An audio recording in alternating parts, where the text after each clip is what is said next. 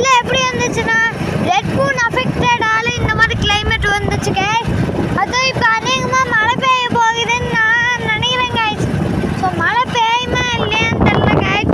So அங்கிட்டலாம் பாருங்க guys, செம்மையான effects guys. அதுவும் நிறையா ட்ரீஸ் எல்லாம் இருக்குது கைஸ் சுற்றி முற்றி. அதுவும் அங்கே பாருங்க கைஸ், லைட்னிங் மின்னல்ஸ் எல்லாம் வந்துக்கிட்டு இருக்கு கைஸ். ஸோ நம்ம திரும்புகிறோம் கைஸ்.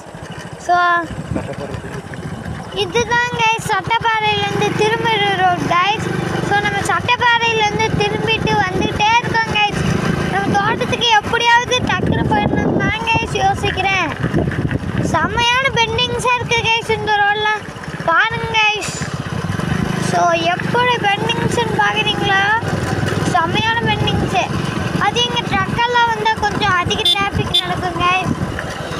ஸோ இந்த இடத்துக்கு வர்றப்ப எலஃபண்ட் கிராசிங் ஜோன் இங்கே தான் கைஸ் இருக்குது.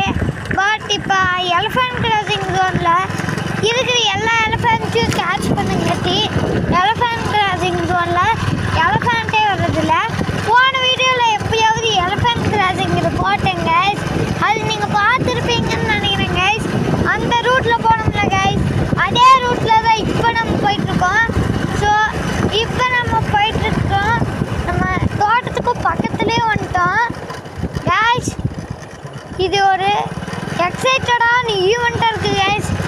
ஸோ இதிலெல்லாம் எனக்கு ஜாலியாக இருக்குது கைஸ். ஸோ